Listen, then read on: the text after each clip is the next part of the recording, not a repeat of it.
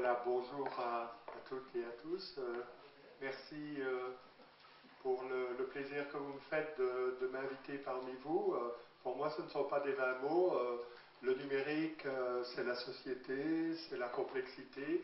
Et donc, pour moi, rencontrer des entités, des groupes, des professionnels aussi, d'un monde qui n'est pas le mien, est évidemment toujours à la fois une curiosité, une certaine crainte, on ne sait pas très bien comment ils vont prendre les choses, etc. Et donc, tout de suite, j'ai envie de vous dire, vous savez, moi je devine un peu toutes les choses que vous faites, évidemment, mais je ne connais pas bien votre monde, et donc je vais parler de mon monde. Alors, qui c'est celui-là qui commence déjà à parler? Quel grossier personnage, je ne l'ai même pas présenté. Ben, mon nom est indiqué là. Alors, je ne vais pas rentrer sur tous les détails, mais la vie, si vous voulez, c'est pas moi qui l'ai voulu, ce serait trop prétentieux de dire ça, mais j'ai eu la chance d'avoir une double formation dans ma vie, c'est-à-dire que, oui, je suis physicien des particules élémentaires. J'ai fait une thèse au CERN sur les neutrinos dans les années 80. Et ensuite, via l'informatique, oui, via l'informatique, hein, souvenez-vous, les années 80, les Thomson, les Commodore, ces machines-là, on disait déjà que ça allait révolutionner l'apprentissage. Hein. Et je me suis laissé faire. Ah oui, j'étais un physicien, on m'a dit, tu sais programmer? Bah oui. Bah, tu pourrais nous faire des logiciels éducatifs alors. Et j'ai fait des logiciels éducatifs. Et je me suis rendu compte très vite que je travaillais avec des enseignants qui me demandaient, vous savez, des logiciels de simulation au début, hein, des ressorts, des machines, des turbines Pelton, enfin, vous voyez, des histoires pareilles. Et puis j'ai fait des logiciels de géographie, de latin, de maths élémentaires. Et je me suis rendu compte qu'il y avait des classes où le même logiciel, ça fonctionnait bien, et dans d'autres, ça ne fonctionnait pas. Des profs qui me disaient, c'est génial, hein, votre outil, les étudiants ont travaillé ensemble, ils ont challengé et tout, et d'autres qui disaient, ne me parlez plus des mini-ordinateurs dans les classes, les élèves sont arrivés avec des jeux, vous savez, les petites cassettes Commodore, ils ont fait tout et n'importe quoi. Alors, je disais, le jeu de cette histoire, c'est le même logiciel. J'ai été voir les pédagogues qui m'ont appris cette phrase fondamentale, les étudiants ne sont pas des particules élémentaires. Oui, mais vous savez, à l'UNIF, les profs, ils pensent ça. Hein. Ils pensent qu'avec un bon champ magnétique comme ça, hop là, les cerveaux vont s'organiser, les spins vont tourner, ils vont s'aligner, et hop, ça ne marche pas. Non, ça ne marche pas du tout. Quand on voit 30-40% de réussite en première année, c'est de la physique de l'aléatoire. Hein, et voilà, et donc je me suis intéressé aux sciences de l'éducation, et maintenant vous avez devant vous un physicien, professeur en sciences de l'éducation, où j'ai fait des recherches avec ces gens-là. Au début, je ne comprenais pas leur vocabulaire. Hein. Ils discutaient pendant 10 minutes sur la différence entre l'implication, la motivation et l'engagement. Et moi, je sortais en disant, qu'est-ce que ça veut dire? Ça veut dire retrousser ses manches, non?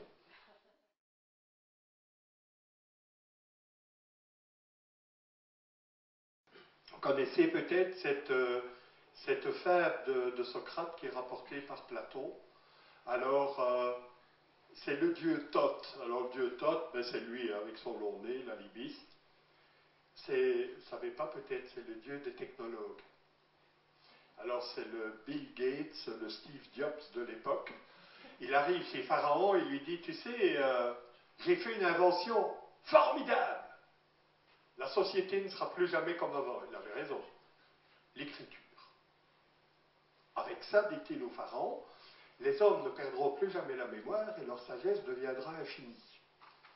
Et le Pharaon le regarde et il dit, mais enfin, ce que tu racontes là, c'est tout le contraire. Hein. Si on n'exerce pas la mémoire, on va la perdre. Et la sagesse, ce n'est pas dans les livres qu'on va la créer. Et ça, voyez-vous, c'est la clé. Les technologies ne sont pas bonnes ni mauvaises. Les journalistes m'abreuvent de questions. Faut-il mettre des tablettes dans les mallettes? Et moi, je leur réponds, mais j'en sais rien du tout. C'est un outil. Comme tout est-ce qu'il faut mettre une foreuse dans le... Je sais pas moi. Et donc, encore une fois, toute la question va être la question des usages. Et plus loin que les usages, la question des valeurs ajoutées.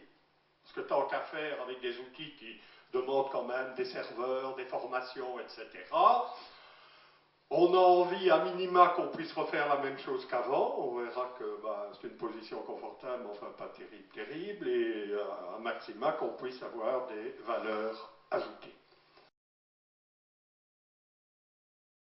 À l'heure où nous vivons maintenant, vous avez peut-être entendu parler de ces choses-là, les MOOC, les Massive Online Open Course, avec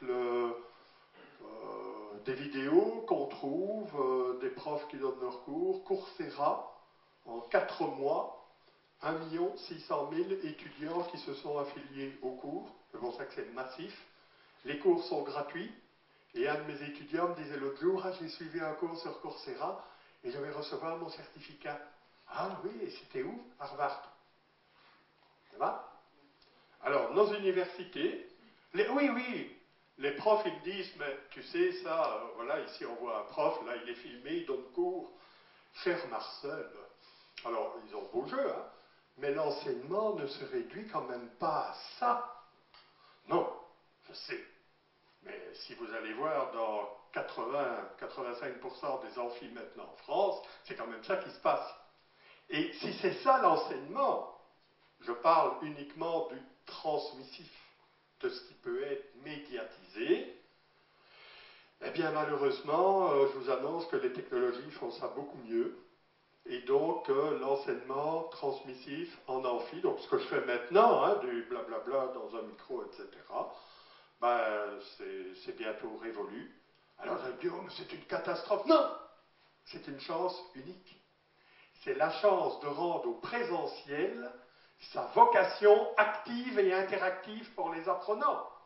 Autrement dit, en évacuant le transmissif, ce qui peut l'être, ce qui peut être transmis, n'est-ce pas? On redonne au présentiel, à la rencontre, au temps et heure, des occasions de faire autre chose. Vous le savez bien, de faire de l'application, de la rencontre entre les gens, de travailler des problèmes, des nouvelles situations problèmes, etc., etc. Donc ces MOOC, ils posent beaucoup de questions sur notre enseignement. Il faut aller voir des Coursera, des Dix, etc. Vous savez, les plus grandes universités. Ah oui, mais Marcel, on n'est quand même pas obligé de faire comme les Américains, hein? N'en faites pas. Coursera, à l'heure actuelle, ils choisissent les institutions qui vont contribuer au consortium. C'est eux qui choisissent. Et si vous allez voir, vous avez déjà des institutions européennes qui en font partie, comme les PFL à Lausanne. Ça va? Et donc, on a des problèmes. Oui, mais la validation. Écoutez, vous voulez rire ou quoi? MIT est probablement, comme il le fait déjà à Bruxelles, en train d'acheter des maisons à Paris pour faire passer les examens. Ça va? Alors, qu'est-ce qui va rester du lieu? La question n'est plus tellement la question de la distance, c'est fait, mais de qu'est-ce qu'on va faire maintenant de la présence? C'est fondamental. Surtout que les apprenants, ils sont équipés d'outils pour rechercher l'information, la catégoriser, la classer, la partager, etc., etc. Et donc la question, c'est celle du campus, du lieu. Mais rassurez-vous, hein, quand je dis la fin du transmissif, ce n'était pas la fin de la rencontre entre les humains, c'était une nouvelle chance de rencontre pour les humains. Parce que, allez, sérieusement, dans un cours en grand amphi, même le nôtre, là, à part la proximité, oui, on n'est pas loin, quelques mètres, mais est-ce qu'il y a vraiment de la présence? Non, non, c'est univoque, c'est unidirectionnel. Et moi, ce que je veux, c'est refaire de la présence. Et donc, comme je dis toujours, merci de m'avoir invité, mais vous auriez très bien pu me filmer à Louvain.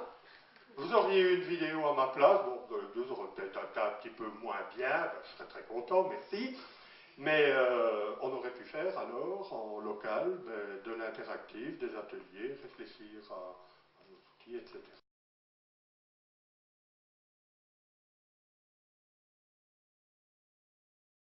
Enseigner, c'est favoriser l'apprentissage, c'est rien d'autre que ça. Ça peut être donner des cours, ça peut être proposer des exercices, mais le but ultime, c'est quand même favoriser l'apprentissage.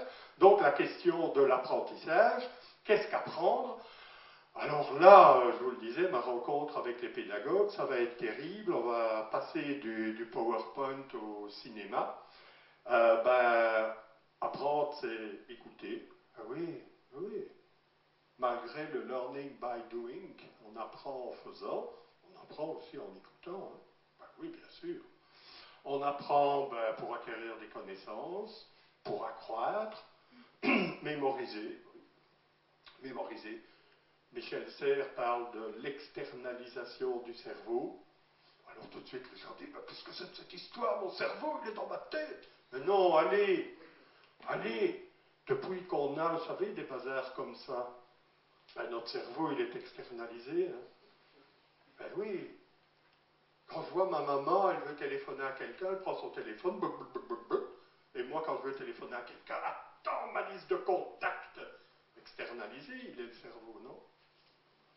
Donc, ben oui, la mémoire, qu'est-ce qui va en rester? Est-ce que la mémoire va disparaître? Mais rassurez-vous, hein, Socrate en parlait déjà, on a quand même toujours un peu de mémoire. Comprendre, organiser des connaissances, mettre en pratique, méthode. Alors vous voyez, on est passé du registre clair là, des savoirs, des connaissances au savoir-faire, comme on dit, aux méthodes, aux pratiques.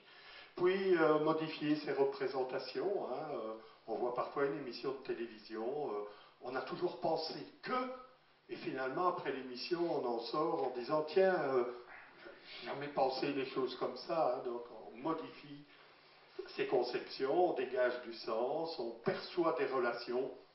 Combien de fois j'ai entendu parler dans des cénacles comme celui où vous m'invitez, que les étudiants saucissonnaient la matière. Hein. Ils connaissent tel cours, mais ils sont incapables de faire des liens. Bref, ils ne sont pas compétents. Hein. Parce que compétence, c'est savoir faire des liens entre des connaissances diverses pour résoudre des situations problèmes. Quoi. Interpréter, comprendre le monde, agir, interagir. Vous voyez, là, on rentre, on apprend avec les autres. Oui, bien sûr, heureusement. Si vous me dites que non, alors vraiment, on n'a plus besoin d'enseignants. D'accord? Si l'apprentissage n'est pas une interaction, interagir avec ses pairs. Comme dit Pierre Giorgini, qui est le recteur-président de l'Académie de Lille, osons la confiance. Combien on a voulu cadenasser les étudiants, sinon ils ne le feront jamais. Ils sont paresseux. Non, non, non, non, arrêtez avec ça s'il vous plaît. Ils sont paresseux. Comme s'ils étaient d'une race différente de la nôtre. Les paresseux et nous, les non-paresseux. Mais non, osons la confiance, donnons-leur des tâches, des activités où ils vont travailler ensemble, je vous expliquerai ça, ça marche très bien. Interagir, l'ouverture, évidemment, le développement, etc. Donc, ce que je veux vous dire par là, c'est quitter justement que enseigner, ce ne serait que transmettre des connaissances. On voit bien, le champ de ce que nous avons à leur apprendre est beaucoup plus large que la transmission, et c'est ça qui nous distingue de l'ordinateur.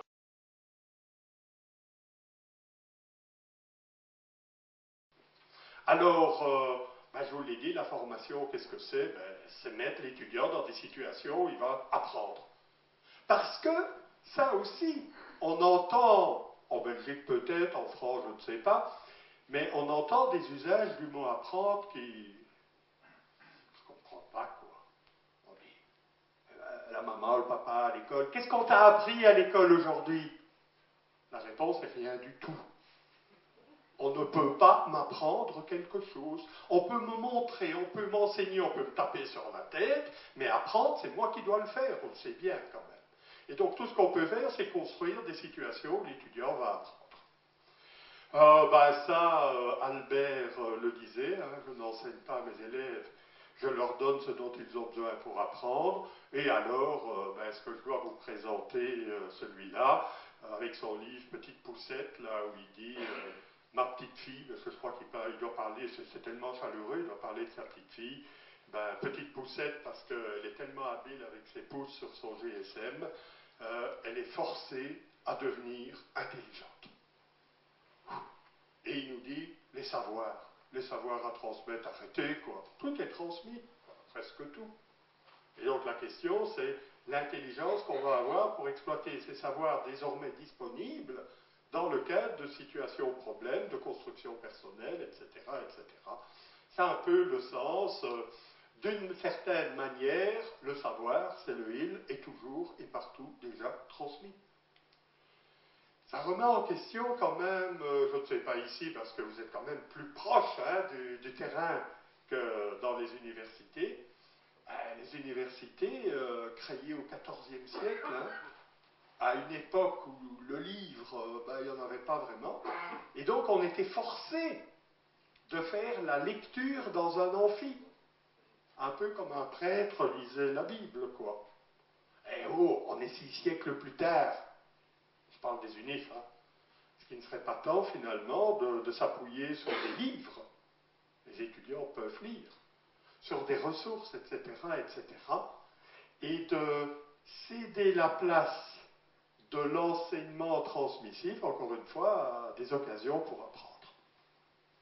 Alors, dis-moi comment tu conçois l'enseignement, je te dirai comment tes étudiants apprennent, parce qu'évidemment, les différents registres de l'apprentissage, c'est les différents registres de l'enseignement.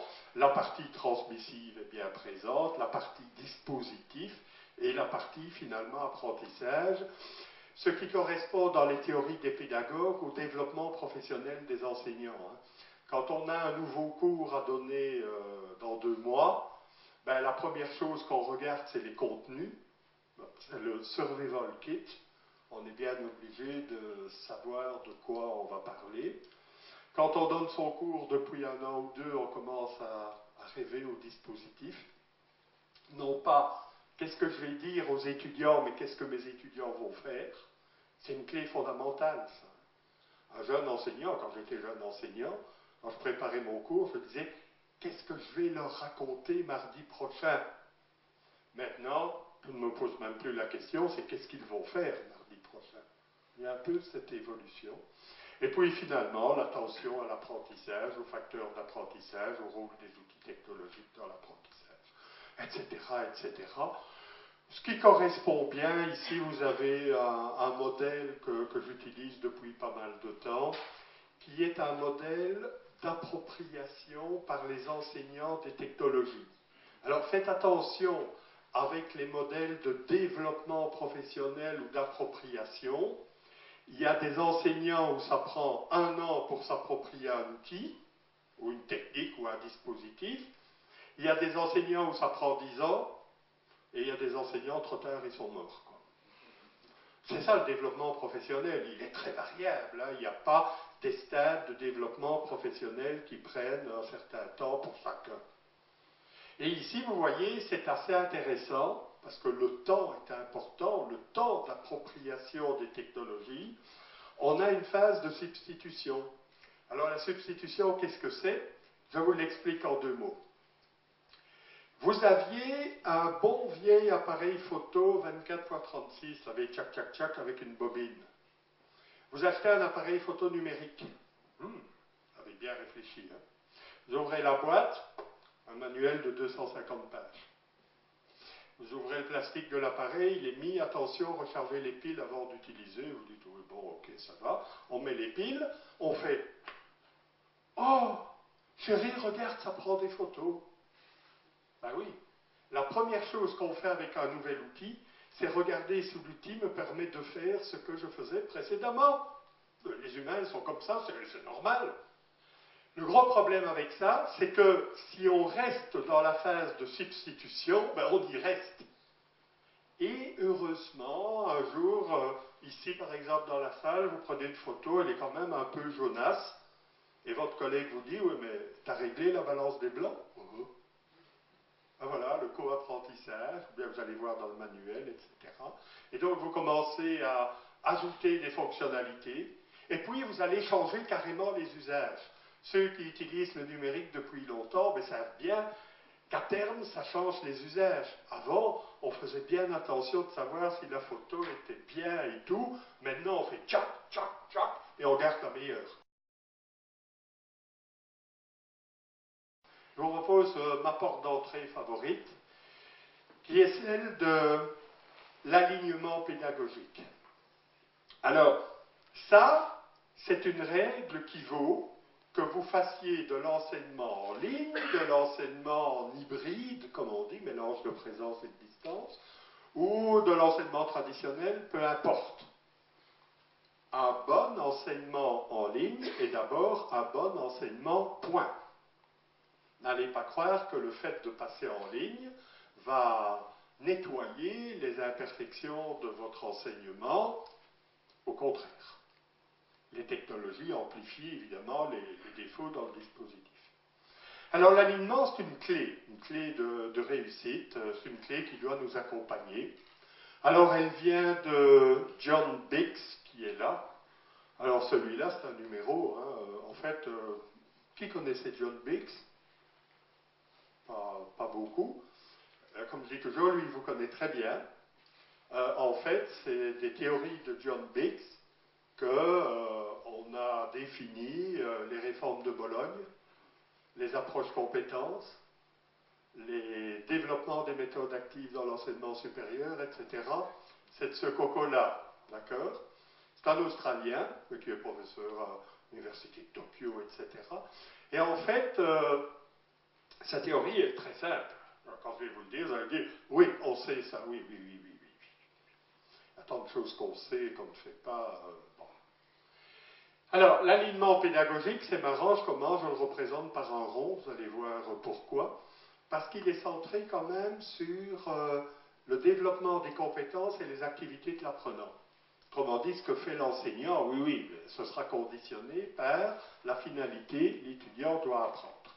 Alors là autour, dans un contexte donné, ça peut être le vôtre, l'enseignement supérieur, les soins infirmiers. L'alignement pédagogique, c'est finalement la cohérence, c'est fondamental, la cohérence entre les objectifs, les méthodes et les outils. Oui. Bon Dieu, quand je voyage là, dans les universités, mais quel manque de cohérence. On me dit objectif. Ah oui, il faut que l'apprenant apprenne ou développe la compétence à travailler en équipe. Méthode. On va le faire travailler en groupe. Il n'y a pas des techniques, il n'y a pas des savoirs sur la compétence. Et donc, quelque part, et en plus, quand je dis à l'enseignant, et comment vous évaluez ça? Ah, mais ça, je ne sais pas faire. Moi, je suis prof de chimie, travail en équipe, je ne sais pas ce que c'est, comment voulez-vous que j'évalue? Donc, on a un gros problème aussi avec, outre la question du pourquoi, du comment et du avec quoi, c'est l'évaluation, finalement, des apprenants.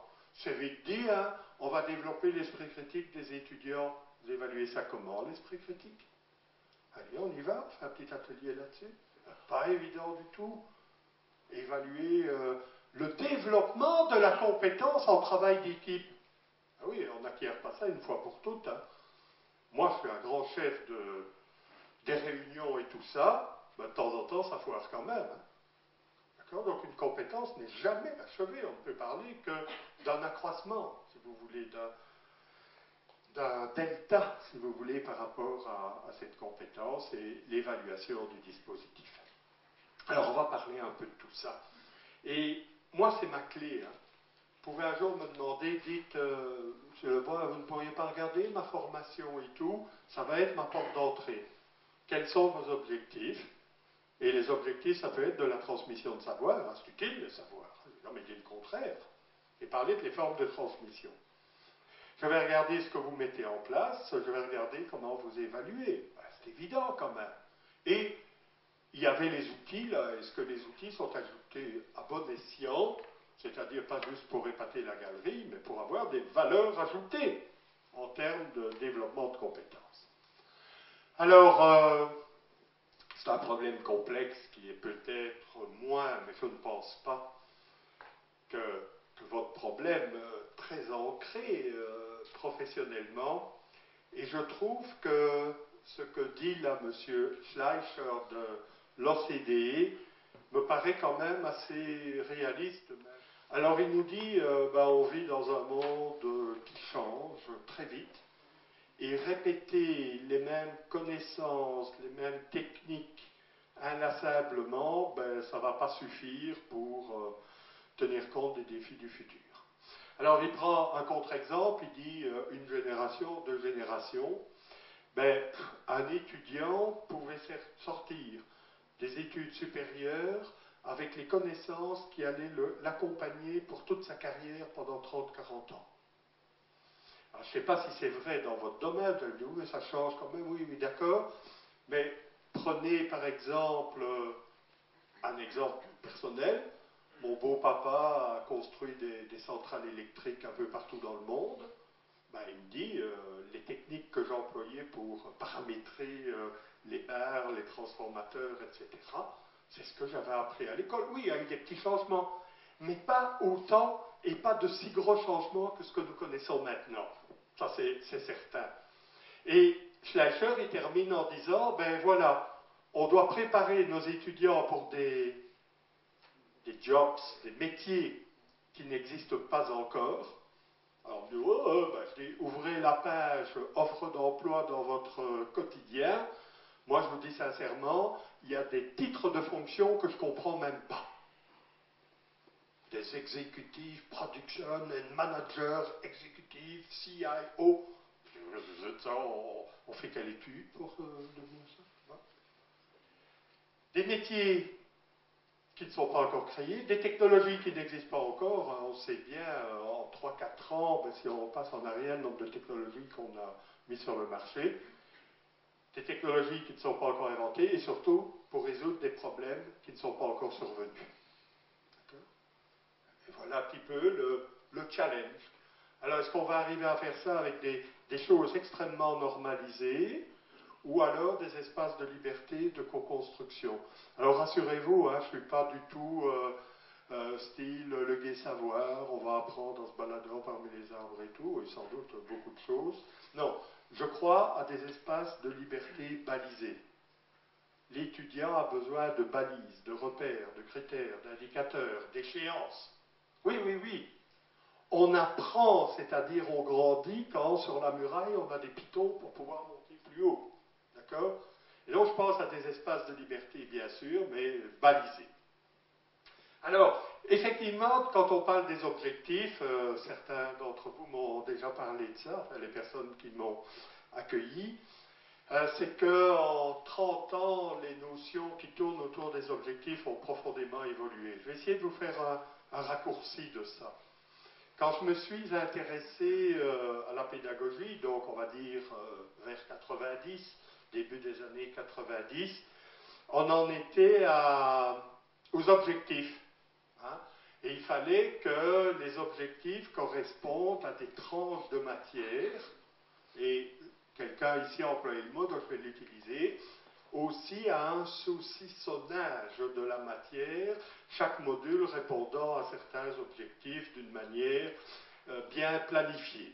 Et on m'avait dit, écoute Marcel, peut-être on vous a dit ça aussi, c'est pas très compliqué quand tu veux écrire un objectif, en termes de capacité, tu écris au terme du cours machin, l'étudiant sera capable de. Et attention au mot capable, hein, on est dans une capacité, c'est-à-dire un potentiel. Oui, il est capable de.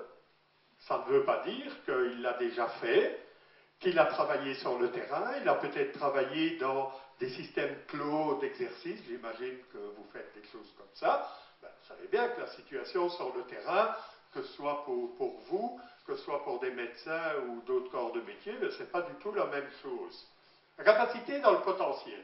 Et puis, 10 ans après, on est en 2000, la notion de compétence est arrivée. Et là, on a parlé de l'exercice de cette capacité dans un contexte donné. C'est le mot contexte qui est important. Et là, on a parlé des situations problèmes. Et les situations problèmes, c'était des moments d'intégration des tranches de saucisson dont j'ai parlé au niveau des objectifs. Et à l'heure actuelle, sachez bien, 2010, 10 ans, 10 ans, 10 ans, l'Union européenne a décidé que, et attention, quand je dis a décidé, il ne faut pas croire, hein, nous sommes aussi dans l'Union européenne, les Belges et les Français. C'est d'ailleurs déjà inscrit dans votre constitution par l'acceptation des pays, des décrets de Bologne et tout. Ben, on n'ose pas encore le dire aux gens. C'est qu'on ne va plus parler de compétences bientôt, mais on va parler de LOs, les Learning Outcomes, c'est-à-dire les acquis d'apprentissage, qui ne sont pas seulement ce que l'étudiant est capable de faire dans des contextes, mais qu'il sera capable de démontrer. Et là, parfois on me dit l'université, le monde professionnel de la formation, mais je pense que nous nous rapprochons de vous, en fait, parce que non seulement il faudra travailler les contextes, mais que l'étudiant soit mis dans des conditions où il va démontrer. Un peu comme l'apprenti au Moyen-Âge. Hein, vous savez, quand un apprenti allait chez un maître pour apprendre, je ne sais pas, moi, l'orfèvrerie ou les toitures, etc., ben, quand il avait fini, il ne disait pas voilà, j'ai mon papier, le diplôme de maître Pierre. Non, il faisait un chef-d'œuvre. Et le chef-d'œuvre, c'était ce qui démontrait sa compétence. Et c'est là qu'on est. On revient à ça. Et donc, les idées de portfolio de compétences, etc., ben, elles sont écrites là. Alors, une autre chose que je voudrais vous dire par rapport aux objectifs, c'est que les objectifs sont souvent écrits comme des savoirs sur des savoirs. Alors, attendez, je m'explique. Le mot savoir en français est à la fois un verbe, je sais, tu sais, il sait, et est à la fois un nominatif. Hein, donc on peut savoir des savoirs, on peut savoir des savoir-faire, on peut savoir faire des savoirs, hein, appliquer des savoirs, etc., etc. Et ce qui me paraît intéressant, c'est que ces savoirs peuvent être de l'ordre du connaître et de l'agir, de l'activité et des connaissances, pour les nominatifs. Et jusqu'ici, dans l'enseignement, on a beaucoup travaillé ces deux quartiers. Il y avait les connaissances d'un côté, le prof, je prends mon exemple à moi, mais vous traduisez, le prof donne le cours dans l'amphi, et puis il y a des TP, TD, etc. qui se passent ailleurs. Alors ce que je pense, c'est qu'on va devoir travailler les autres éléments. Par exemple, être capable d'agir sur le savoir. De plus en plus, nous allons devoir être formés à agir sur le savoir, c'est-à-dire trouver le savoir, exercer l'esprit critique sur le savoir, hein, quand on voit tout ce qu'on trouve sur Internet, bon, voilà. Mais aussi, on va devoir connaître des connaissances, des savoirs sur les activités. Et là, je complète mon exemple avec objectif, travail d'équipe, méthode, travaux de groupe. Non, ça ne suffit pas. Il y a des savoirs sur le travail en groupe. Vous allez dans n'importe quelle librairie de Lyon et de Saint-Étienne, belle librairie, ben vous allez voir qu'il y a 10 bouquins de conseils sur comment travailler en équipe, etc. Donc, il y a des savoirs sur les compétences. Et nous allons devoir les enseigner. Est-ce qu'on pense réellement que l'étudiant va apprendre à travailler en équipe uniquement parce qu'il a vécu des travaux de groupe? Ben non. S'il n'y a pas eu des connaissances sur l'activité elle-même, s'il n'y a pas eu l'exercice de ces connaissances de l'activité elle-même, s'il n'y a pas eu une réflexivité sur l'activité, ben, il n'y a pratiquement pas d'apprentissage. Donc voilà un petit peu ces savoirs verbes et ces savoirs nominatifs un peu en conflit. Alors, ben, normalement, je dis toujours ça avec un sourire aux collègues français, ben, l'Union européenne prévoit quand même le bac, les masters et le doctorat. Mais malheureusement, le bac était déjà pris chez vous, donc vous dites les licences, le master et le doctorat, mais si jamais je dis bac, vous comprendrez que c'est niveau licence chez nous.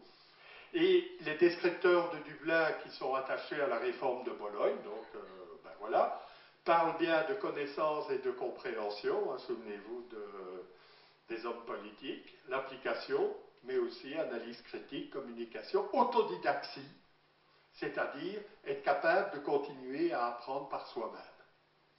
Avec une grande question que je me pose, c'est si nous devons tous là, moi compris, continuer à apprendre toute la vie durant, qui vont être nos enseignants? Ben nous, les mêmes. Et donc quelque part, j'ai une belle solution, mais vous, si vous le dites, vous m'en parlez quand même, c'est que finalement, on arrête de parler de la formation des enseignants, quoi. Ça m'agace. Si on commençait dans la scolarité des enfants dès l'école primaire à leur apprendre à enseigner, ben ils arriveraient à 22 ans sachant enseigner. Ben oui, alors j'ai l'air de dire des bêtises comme ça, mais non, dans les compétences qu'on demande, regardez, c'est qu'ils soient capables de communiquer, de transmettre des savoirs, de continuer à apprendre, de travailler en équipe, etc., de collaborer. Mais ça, c'est les caractéristiques de l'enseignant aussi. Et donc, si on exerçait vraiment ces compétences sur toute la scolarité, qu'est-ce qu'il veut dire? Ben, il veut dire, ben voilà, pour la semaine prochaine, le groupe 4, vous allez nous préparer le chapitre 2 et vous allez faire une présentation pour vos collègues. Et qu'on travaille non seulement le contenu, mais aussi la méthode. Ben, ils apprendraient à enseigner, non? Alors c'est vrai, les jeunes, on ne leur fait pas trop confiance. Ben, ça, les vieux, ils le disaient déjà, hein, quand vous voyez là, Platon qui raconte, les jeunes d'aujourd'hui aiment le luxe, ils sont mal élevés, ils méprisent l'autorité, n'ont aucun respect pour leurs aînés et bavardent au lieu de travailler. Vous retirez Socrate et tout, vous mettez ça dans la bouche d'un enseignant qui donne des cours en amphi, ça marche. Hein. Et c'est pas nouveau cette histoire-là, les jeunes ne seront jamais aussi bien que nous, etc.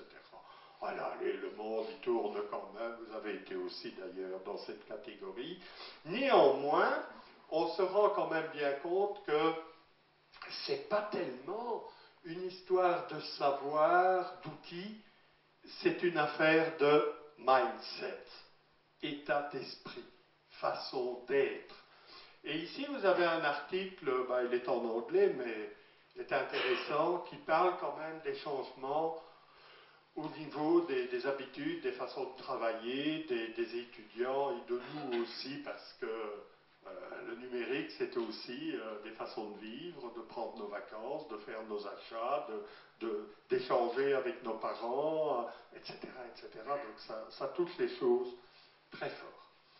Alors on sait bien que ben, le numérique, les usages, ils sont délirants. Ici j'ai pris des résultats français, mais il y en a au niveau européen.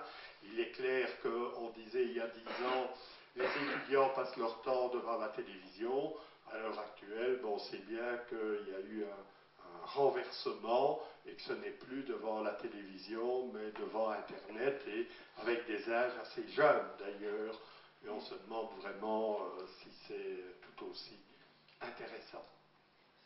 Alors, ce qui est intéressant aussi, c'est que les Québécois appellent ces jeunes, donc ici, ça change chaque année, hein, parce que on dit la génération C, c'est ceux qui sont nés entre 84 et 96.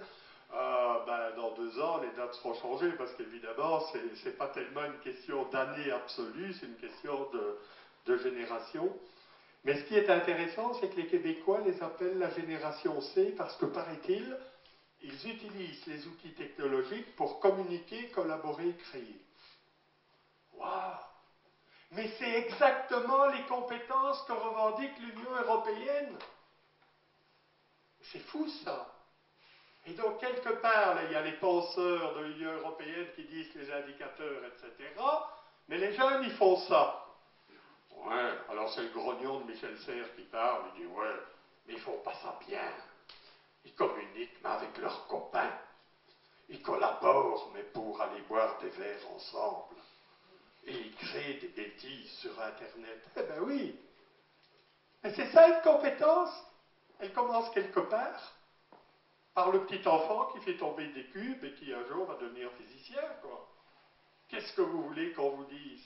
Mais ce que je trouve, c'est qu'il y a dans le potentiel, là, des choses intéressantes sur lesquelles notre enseignement devrait se fonder pour développer ces compétences-là, qui sont par ailleurs des compétences attendues chez le professionnel. Vous voyez un petit peu cette histoire. Donc, crachez pas trop vite sur eux, quoi.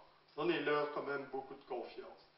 Alors, ils deviennent plus grands, ils sont dans le monde du travail, ils s'appellent plus génération C, mais génération Y, vous savez pourquoi, hein? Pourquoi? Génération Y? Comment on dit Y en anglais? Why? Et why, c'est aussi pourquoi. Dis Étienne, Est-ce que tu peux regarder ce dossier pour demain? C'est extrêmement important, hein? C'est un dossier d'un client très, très favorable de la société. Regarde ça pour demain si tu veux bien. Pourquoi? Ils veulent savoir, ils veulent comprendre, ils veulent donner du sens. On ne sait pas bien. Ben non, ils rejettent l'autorité. Ils rejettent l'autorité qui s'inscrit sur des normes. Et ils ne vont plus la respecter. C'est comme ça. À l'heure actuelle, l'autorité va devoir se justifier. Est-ce que vous savez que le numérique remet en question la représentation dans la démocratie? Ah, on a dû élire des gens, mais à une époque où il fallait bien qu'au Parlement, il y ait des représentants, parce que les modes de communication n'existaient pas. À l'heure actuelle, on peut très bien refaire une démocratie comme celle du début, où sont les gens qui vont décider. On est en réseau, non? Alors, je sais bien que j'exagère un petit peu, mais c'est pour vous dire combien ce numérique, il est en train là, de changer des éléments. Je ne sais pas si c'est une bonne chose ou une mauvaise, je ne suis pas politicien, je ne vais pas me mêler de ça, mais je dis ça peut aller jusque-là. Et donc, les notions d'autorité, etc. Ah oui, génération Y, ils aiment bien travailler en équipe. Hein? Ah oui. Ils veulent surtout choisir avec qui ils travaillent. Il faut voir ça dans mes groupes d'étudiants. Ils me disent, oh non, moi je ne travaille pas avec celui-là, il faut rien. Est-ce que vous pensez, quand vous serez dans le monde professionnel, vous allez choisir avec qui vous travaillez? Mais malgré tout, vous voyez, ils sont passionnés, confiants, inventifs, ils s'engagent, mais pour un temps seulement. Il ne faut pas que ça dure trop longtemps, les histoires. Et ça, c'est dans l'entreprise, hein. Je ne suis pas en train de vous parler. C'est un article qui nous vient non pas du monde universitaire, c'est un article qui était paru dans une revue et où les personnes interviewées, c'était les entreprises, les entrepreneurs. Alors, ma conclusion, hein, je la reprends de Michel Fabre. Nous étions des terriens. Alors, sur Terre, il y a des routes. Pour aller de Lyon à Saint-Étienne, il faut faire comme ci, comme ça, comme ça. Nous avons donc besoin de cartes. Et de plus en plus, la carte ne sera plus utile, mais nous allons devenir des marins, et c'est de la boussole dont nous allons devoir avoir besoin. Ça ne veut pas dire que la carte est désuète, hein. Quand le GPS tombe en panne, avoir une carte dans sa boîte à gants, c'est quand même très intéressant. Mais malgré tout, il y a du vrai là-dedans, c'est que les repères changent, les connaissances changent, les façons de faire changent, les besoins, les problèmes changent avec une vitesse hallucinante. Et donc, ce sera plus du pilotage comme chez les marins que du pilotage sur la carte. Alors, j'ai parlé des objectifs un tout petit peu, les méthodes. Alors, je rappelle toujours, méthode, ça vient du grec méta, odos. Et odos, c'est un mot grec qui signifie le chemin. Ah oui, une fois que tes objectifs sont définis, comment on va y aller? Est-ce qu'on va laisser les étudiants y aller? Voilà, l'objectif c'est de trouver une solution à tel état. Vous avez telle et telle ressource pour le faire. Ou bien est-ce qu'on va vraiment baliser le travail? Et la balise extrême, c'est ce que je fais maintenant. C'est moi qui vous pilote. J'ai décidé de passer des objectifs aux méthodes à telle heure, 11h05, ben voilà, je suis passé. D'accord? Alors, les méthodes, moi j'ai essayé beaucoup de travailler ça parce que c'est ce que les enseignants demandent. Oui, mais comment je dois faire? Je suis d'accord avec vous sur les objectifs, mais comment? La question de la méthode. Et malgré tout, la question de la méthode qui consiste à faire apprendre quelque chose à quelqu'un, ben, elle doit s'appuyer aussi sur un modèle d'apprentissage. C'est là que moi, en sciences de l'éducation, je me suis rendu compte, c'est vrai qu'ils avaient des vocabulaires pas faciles, mais au moins ils avaient des préceptes, des théories, des choses qui avaient été éprouvées par l'expérience. Et donc moi, ma question était la suivante. J'avais les sciences de l'éducation qui utilisaient un jargon pas croyable pour parler de l'apprentissage. J'avais les didacticiens qui parlaient de la formation des dispositifs avec un jargon tout aussi difficile. La transposition didactique, passer du savoir savant au savoir enseigné et au savoir à enseigner. Bon, c'était difficile. Et donc, moi, j'ai essayé de travailler de manière pragmatique. Et donc, ça fait quand même, oh là là, c'était sans doute vers 95, j'ai développé un petit modèle pragmatique d'apprentissage qui fait mourir de rire, évidemment, les gens de sciences de l'éducation, parce qu'ils disent il est fortiche à Marcel Lebrun, il ramène l'apprentissage à 5 facteurs. Oui, sans doute, mais à contrario, si dans votre dispositif de formation, vous utilisez déjà ces 5 facteurs, ce sera pas mal du tout. Alors, c'est basé sur des travaux. Alors, je ne sais pas si le son va passer, sinon...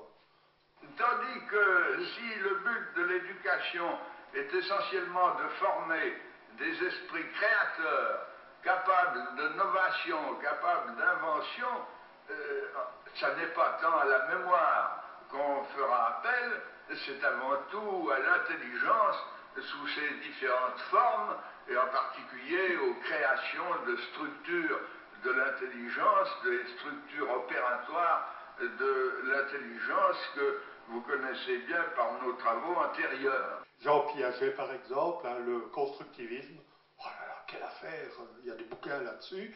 Moi, je résume le constructivisme par « je ne peux pas apprendre à ta place ». C'est à l'étudiant à construire ses connaissances à partir de connaissances qu'il a déjà et de connaissances que lui apporte le monde extérieur, quoi. Socioconstructivisme, ça veut dire on apprend l'interaction avec les autres dans une société, des ressources qui sont produites par cette société et que les médias véhiculent. Bon, oui, c'est assez évident. Alors, le modèle pragmatique, je vous ai dit 5 facettes. Alors, à quoi ça sert? À construire des dispositifs, à valider des dispositifs, à les évaluer, etc., à les concevoir. Le premier pôle, les informations. Alors les informations, qu'est-ce que c'est? C'est les ressources, mais attention, les ressources que l'étudiant a déjà, et les ressources que vous allez lui apporter. Parce qu'ils sont marrants, hein, les enseignants. Oh, dès que je suis arrivé ici, on m'a parlé de ça. Il paraît que les étudiants saucissonnent la matière. Ben oui, les profs le font. Un prof qui commence son cours dit ils ne connaissent encore rien dans le domaine. Ben oui, donc ce sont des catégories. La solution, les professeurs doivent travailler ensemble. Il n'y aura pas d'autre chemin. Si on veut développer des gens compétents, ils vont devoir convoquer des savoirs pour résoudre des situations problèmes. Autrement dit, un scientifique, il doit être capable de convoquer en même temps les maths, la physique, etc., alors que ce sont des cours séparés. Les ressources que l'étudiant a, les ressources qui vont lui être apportées, et par les autres étudiants. L'étudiant va être dirigé vers des activités où il va malaxer les ressources, les malaxer, les transformer, les représenter autrement pour essayer de résoudre des problèmes, et la résolution de ces problèmes, de ces études de cas, etc., ça va être des productions. Alors les productions, qu'est-ce que c'est? C'est la solution d'un problème, la solution d'un exercice, c'est un travail de fin d'année, c'est un rapport, c'est une étude de cas, peu importe. La production, retenez, le chef-d'œuvre. Ce qui va montrer que l'étudiant a construit quelque chose avec les connaissances.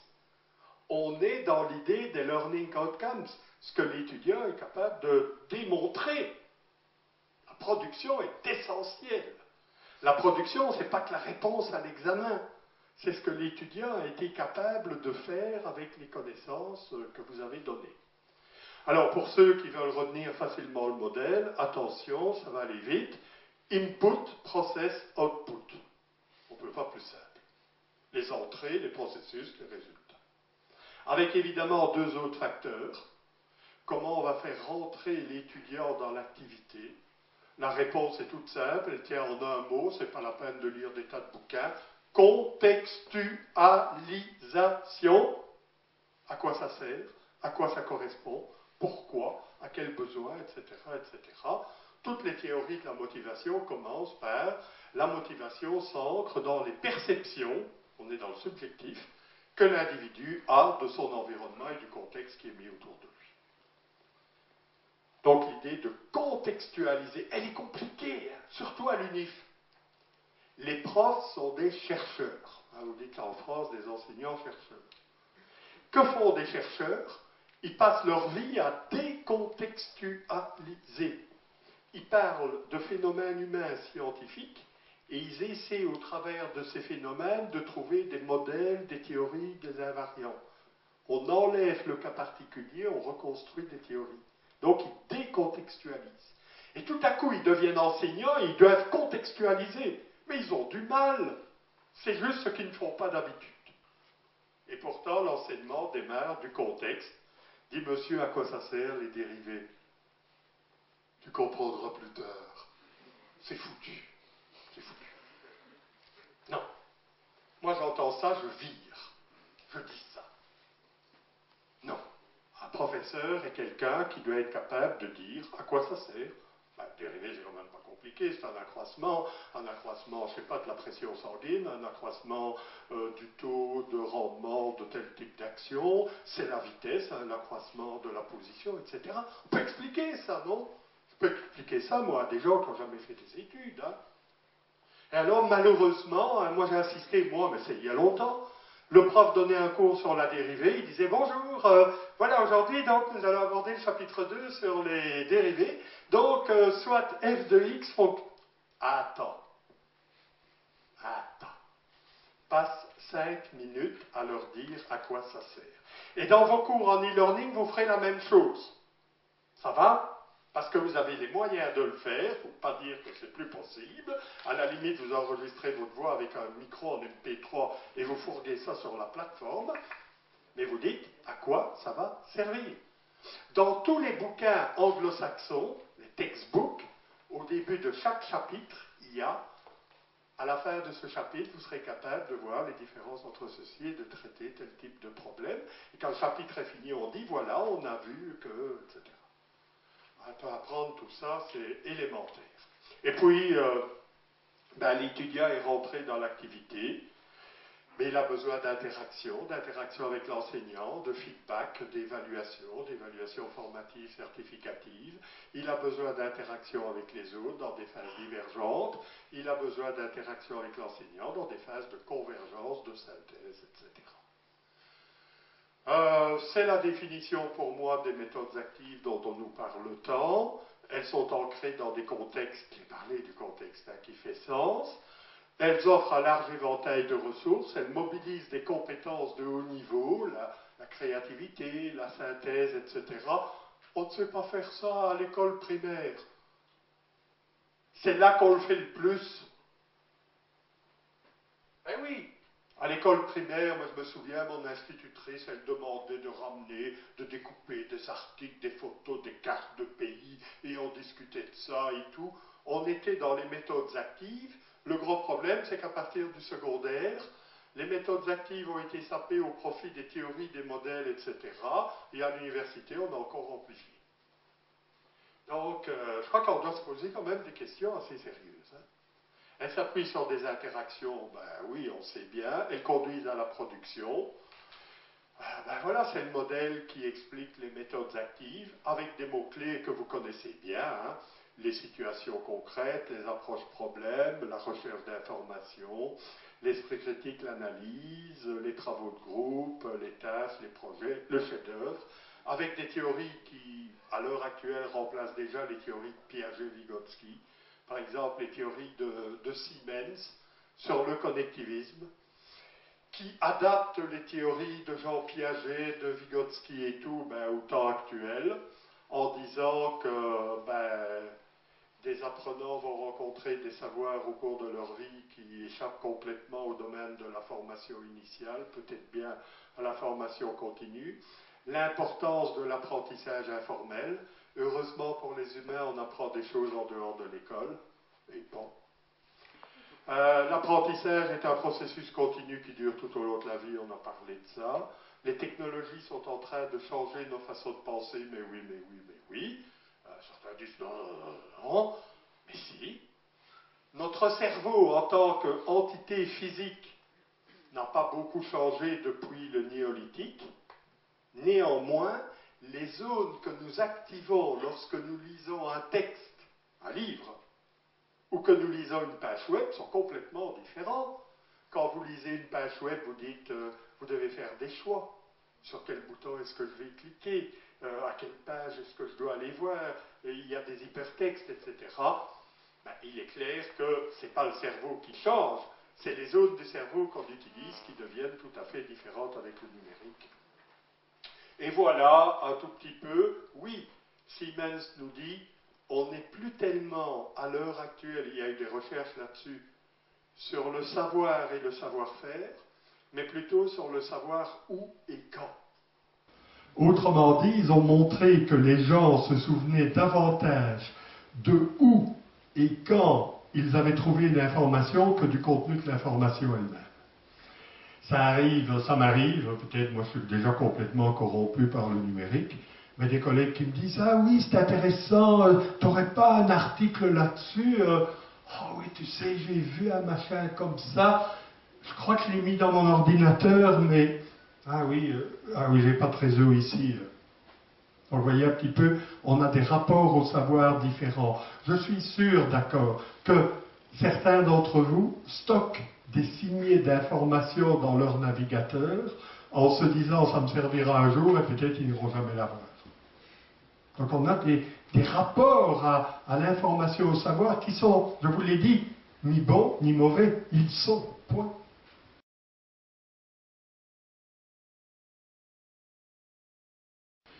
Alors, les compétences, je vais vite, hein, je vous l'ai dit, elles ne viennent pas toutes seules. Le learning by doing est indéniable, mais il faut plus. La formation, compétences, je veux dire la formation au travail d'équipe, la formation à l'esprit critique, la réceptivité, l'évaluation sont nécessaires. Et alors, tous ces enseignants qui me disent « Ouais, mais on n'est pas formé. » Allez vous former. Ah oui, il faut être cohérent, je suis désolé d'être un peu brutal, mais on ne peut pas dire à la fois on va être, on est la transition un petit peu, c'est peut-être la difficulté, mais on va devoir apprendre à apprendre toute la vie durant et toujours attendre que quelqu'un vienne nous former. Est-ce que vous pensez que j'utilise des outils Web 2, Scoopit, Facebook, est-ce que vous pensez que j'ai été suivre une formation? Mais non, il faut y aller, il faut essayer. Moi, je vais faire des erreurs, ben oui, l'erreur est tout à fait. Et donc, par exemple, et ça, c'est des recherches que j'ai faites. Hein. Vous allez voir, je demande à mes étudiants de faire des présentations. Et je voudrais les aider à ce qu'ils fassent, non pas une présentation, mais à ce qu'ils fassent une bonne présentation. Ben, je tape dans Google « faire une bonne présentation » et j'ai au moins 10 articles. Je prends les plus courts, les plus condensés, les meilleurs. Je mets ça dans la plateforme et mes étudiants vont voir. Par exemple, vous irez voir, ça tient, une vidéo, si vous voulez vous tordre, les 8 erreurs à ne pas faire quand on fait un PowerPoint. J'ai mis ça sur la plateforme, elle a été vue, pourtant c'est un espace fermé autour du cours, elle a été vue 80 fois, alors que mon amphi est de 50, je crois que les étudiants ont été voir plusieurs fois. Ça a l'air complètement comique, mais après ça, mes étudiants faisaient des bonnes présentations. Donc il faut les aider aussi dans les compétences. Ben voilà, un petit arsenal d'outils que j'utilise, mes blocs-notes, mes perles, ce sont mes signés, les articles que je pointe sur Internet, mes outils de partage, etc. Mais il n'y a rien à faire, il faudra y aller parce qu'eux, ils ne vont pas disparaître.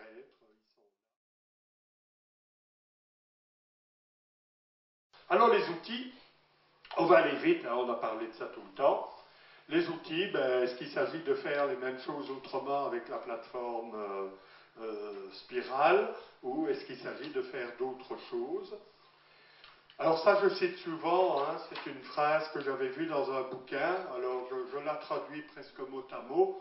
En d'autres mots, nous finissons toujours par reproduire le passé, un peu comme si on continuait à battre les tapis avec un tout neuf aspirateur.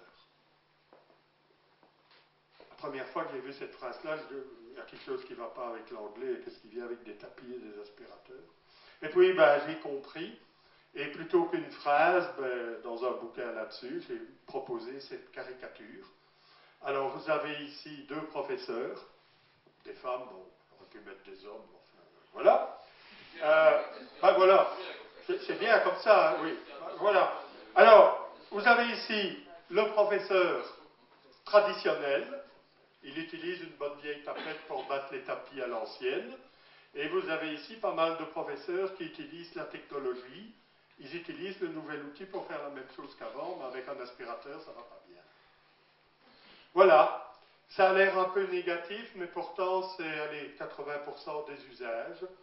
On mettait avant les photocopies à la centrale de photocopie, on avait 5 euros, on avait ça lias. Maintenant, on met ça sur la plateforme, on met des PDF, et les étudiants doivent imprimer ça eux-mêmes avec leurs zinzins à encre liquide. Bon, je ne dirai rien d'autre là-dessus. Pourtant, on nous dit il y a des effets des technologies quand la pédagogie est de bonne qualité et quand il y a une bonne cohérence entre les objectifs, les méthodes et les outils. C'est ce que je vais essayer de vous dire à propos de cela. La raison, et je reviens d'un colloque, là, enfin j'ai passé une journée bénie à un colloque à Lyon, et c'est amusant, mais les chercheurs font toujours des analyses qui sont des analyses causales. Est-ce que les technologies peuvent apporter à la pédagogie, quels sont les effets des technologies sur l'apprentissage des étudiants? Et malheureusement, moi ça fait assez longtemps que je ne fais plus des recherches pareilles, parce que la plupart des recherches ont montré NSD. C'est un phénomène, c'est même plus un résultat. Alors NSD, ça veut dire quoi? No significant difference. Pas de différence significative. On arrête la conférence ici, désolé, mais comme il n'y a pas de résultat, on ne va pas continuer à parler là-dessus. Hein. Alors non, c'est pas si simple. C'est que la plupart des protocoles de recherche, ça se passe environ comme ça, je caricature. Alors, vous êtes un groupe, vous allez avoir un enseignement traditionnel avec moi, ça va, d'accord, au tableau, vous allez avoir des polycopes et tout ça. Alors vous avez été tiré au sort, vous avez beaucoup de chance, vous allez avoir un cours sur la plateforme Spirale, avec des vidéos, des exercices et tout, et moi je serai votre tuteur, si vous avez besoin de moi, vous m'appelez, bye. Environ ça, hein. Et puis, les deux cours fonctionnent, et à la fin, on fait des QCM pour voir est-ce que le groupe A et le groupe B ont aussi bien appris. Pas de différence significative. Alors ça a l'air affreux, mais en fait c'est une bonne nouvelle, parce que les traditionnels me disaient, vous allez voir là, avec tous les zinzins, les technologies, les vidéos, les bazars, les étudiants, ils ne sauront plus rien du tout. Et les autres, les technologues, disaient, vous allez voir, avec les technologies, ça va être génial, ils vont avoir des beaux résultats. La même chose. Ah oui, et c'est heureux. On teste des connaissances. Ah oui, les Américains ils font des recherches avec et sans technologie. La variable explicative, on dit variable indépendante, c'est la technologie. On trouve qu'il n'y a pas d'effet, ben, c'est bien. Donc au niveau des connaissances, ce que permettent de tester des QCM, il n'y a pas de différence. La seule chose, c'est qu'il se pourrait peut-être bien qu'au niveau des compétences, les étudiants qui ont dû chercher l'info, interagir dans des groupes, travailler par eux-mêmes, peut-être bien qu'ils ont développé des compétences, le tout, c'est très difficile à mesurer le développement des compétences. Et donc on préfère travailler en comparant des connaissances, mais malheureusement, ça ne dit pas grand-chose. Pourquoi? Ben parce qu'on n'est pas dans un lien causal, tout simplement, mais les technologies peuvent, comme potentiel, contribuer au développement pédagogique. On est assez bien convaincu. Le grand problème, c'est qu'il faut que la pédagogie change pour que les technologies puissent apporter des valeurs ajoutées. Et donc, quelque part, on est dans une systémique où on dit que la variable A a un effet sur la variable B, mais que la variable B doit changer pour avoir les effets de la variable A. Ben ça, on le savait bien, finalement, je pense. Et donc, les dispositifs d'accueil des technologies pour que ces technologies apportent des valeurs ajoutées, ça doit être des dispositifs innovants. Alors, malheureusement, souvenez-vous de la métaphore de l'aspirateur, quand on me parle de l'e-learning en France et en Navarre, on est souvent dans ce qu'on appelle la médiatisation des ressources. On va numériser. Ben oui, ben voilà, au lieu d'avoir du papier, on aura des bits, on aura des vidéos, on aura des PDF. Oui, c'est une condition nécessaire, mais ce n'est pas une condition suffisante, parce que ce qu'il faudra surtout travailler, c'est la médiation des interactions. C'est-à-dire comment. Et là, ça devient difficile, parce qu'on est dans la matière humaine. Taper un syllabus en PDF ou en HTML et tout, ça va, on sait faire ça, quoi. Oui, il y a un peu de technique, d'accord, mais c'est pas ça. Et donc, travailler comment on va faire pour les interactions. Est-ce que ce sera des environnements virtuels immersifs 3D moi, j'en doute un petit peu, mais enfin, j'aime bien quand même World of Warcraft. Vous y êtes quand même, non? On pourrait se rencontrer un jour là. Tant pis pour vous, hein, parce que je suis quand même au niveau 16, donc il faudra faire attention.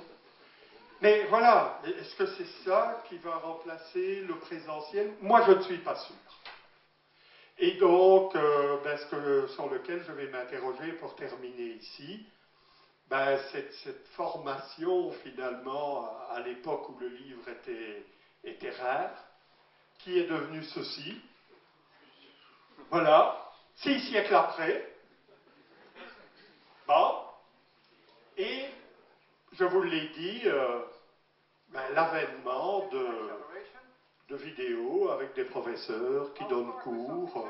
Alors on me dit, oui, c'est ce qu'un étudiant voit dans son amphi. Qu'est-ce que vous voulez? C'est exactement la même chose. On peut même faire des gros plans. Il est en train de présenter peut-être bien le mouvement linéaire, etc. Alors, moi je vous propose une grille de lecture qui est de dire, il faut réfléchir à la combinaison de la présence-distance et faites attention. Ces deux mots ne sont pas opposés. Le contraire de présence, c'est absence, et le contraire de distance, c'est proximité. Et donc, dans un amphi, il y a de la proximité, je vous l'ai dit tout à l'heure, mais il n'y a pas nécessairement une présence. La preuve, ce que je fais là maintenant, je le dis avec force, pourtant, bon Dieu, j'aime bien vous voir, mais je pourrais être filmé et ce serait presque la même chose, et même parce que je suis long, hein, vous pourriez faire une pause et aller boire une tasse de café. Et si vous ne me comprenez pas parce que je bredouille, vous revenez en arrière. De combiner présence-distance malgré tout avec enseigner, apprendre et les notions d'espace et de temps. Parce que ma conclusion à moi, et je crois que Michel Serres est assez d'accord, c'est que ce que les technologies nous apportent essentiellement, c'est de vaincre l'espace-temps. C'est ça. De pouvoir finalement quitter l'espace-temps de la réunion qui a lieu à 10 heures à tel endroit, etc.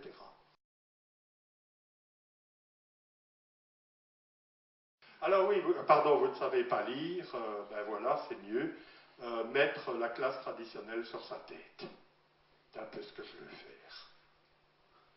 Alors, ça a commencé comment l'idée des Flipped Classroom? Alors, pas dans l'enseignement supérieur, pas dans l'enseignement professionnel, ça a commencé finalement dans des classes du secondaire aux États-Unis. C'était des profs qui donnaient des cours, je crois, ils sont là tous les deux, hein, Jonathan Berkman, etc.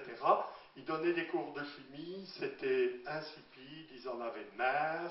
Les étudiants, le moyen le plus rapide pour aller du cerveau du prof au cerveau des étudiants, c'était passer par la prise de notes. Ils voulaient rendre les amphis actifs.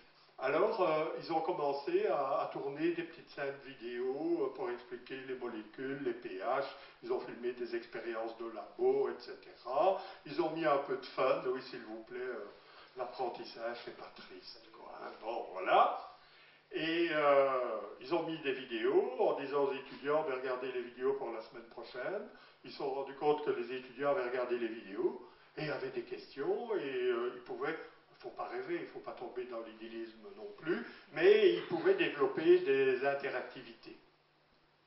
Et donc, c'était quelque part évacuer ce qui pouvait être évacué du présentiel pour redonner au présentiel l'activité, l'interactivité qu'il n'aurait pas dû quitter.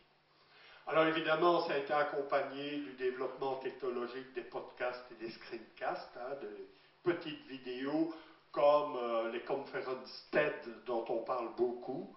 J'adore donner des conferences TED à mes étudiants. C'est des petites conférences, allez voir, tapez TED, vous allez y arriver. Des petites conférences de 10 minutes où on demande à des experts d'une profession de venir parler de leur profession. Ils ont 10 minutes, hein, il y a un gong pas croyable, tout. Au point, quoi. Allez-y, dites ce que vous avez à nous dire. Donc, pas mal de vidéos qui commencent à traîner sur Internet. La Khan Academy fait la même chose dans le secondaire. On commence à trouver des vidéos où on explique comment on fait une preuve par 9, etc., etc. Des vidéos qui ont été faites par des enseignants, mais parfois par des élèves, etc. Bon, il y a comme ça des grands réservoirs. Alors, ma clé de compréhension est la suivante. Elle est caricaturale, hein, ben oui, je sais bien, je ne peux pas faire autre chose. Voilà, j'ai présenté 2 colonnes présence-distance. Alors, la présence, j'ai dit tantôt attention aux mots, mais voilà, on va résumer, c'est cours à l'amphi 12 à 14h30. On a bloqué l'espace-temps. La distance, c'est ce qui se passe en dehors. Ça peut être, les étudiants se retrouvent au café pour discuter, oui, on fait ça, hein, vous aussi d'ailleurs, pour discuter d'un point avec les autres étudiants, ils vont au TP, ils vont faire des recherches à la bibliothèque, que sais-je, voilà. Et il y a ici enseigner, apprendre. Et je vous ai parlé hein, que ces 2 mots étaient parfois très proches dans le langage. Hein. On y va. L'enseignement traditionnel, c'est ça. C'est ce que je fais maintenant. Vous êtes venu à telle heure, à tel lieu, vous avez rencontré Marcel Lebras, il va repartir à 15 heures. Voilà. C'est un créneau d'espace-temps fixé. Alors, dans l'enseignement, dans la formation, l'apprentissage, il se fait à distance. Il se fait à distance et, bien sûr, avec toutes sortes de modalités. Je sais bien, ça peut être des labos, des terrains, etc. Mais bien souvent, l'étudiant, je parle du supérieur, se retrouve dans sa chambre d'étudiant, ou je ne sais pas, par moment, ou peu importe, avec la main comme ça, et il se dit, mon Dieu, comment je vais apprendre moi, parce qu'il n'y a que moi qui puisse apprendre, encore une fois, comment je vais ingurgiter tout ça. C'est un peu caricatural, mais bon, voilà, ça met le cadre en place. Alors moi, ce que je vous propose, c'est de changer ça. L'enseignement qui était en présence et qui occupait le présentiel, on le met à distance. On a vu, il y a des vidéos, on peut tourner des séquences, des médias enrichis, des serious games, enfin bon, des choses comme ça. Et l'apprentissage, au lieu de dire, allez, maintenant, vous partez, allez apprendre, allez voir dans les bips et tout, je redonne au présentiel la vocation du co-apprendre, de l'assimiler, de poser des questions, etc., etc. C'est ce qu'on appelle les flipped classroom. Alors le slogan, c'est Lecture at Home. Donc la lecture, c'est vraiment beau ce mot anglais, hein, finalement. And homework in classes. On fait les devoirs dans la classe. Bon, on a l'air tout simple, on y va. Alors comment je fais ça dans mes cours? Parce que je me suis rendu compte que je faisais ça depuis longtemps avec une plateforme que j'aime beaucoup, qui n'est pas Spiral. Salut Christophe. Qui est Claroline. Finalement, c'est amusant. Marcel Lebras et Christophe Battier se sont rencontrés tous les deux avec une plateforme sur le dos. D'ailleurs, ils vont bientôt travailler ensemble. Voilà comment je fais. C'est tout simple. Hein. J'annonce à mes étudiants par un outil annonce, voilà, il y a une vidéo sur Internet.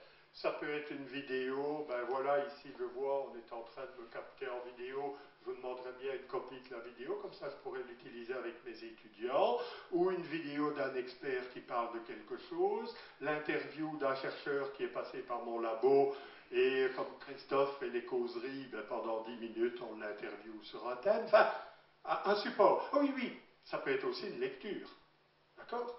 Et quelque chose qui peut se faire à distance. Je mets les diapos à disposition des étudiants, vous voyez, j'utilise aussi des PDF, tout va bien. Je demande aux étudiants pour telle date de déposer leurs questions sur un forum. Ça ne marche pas.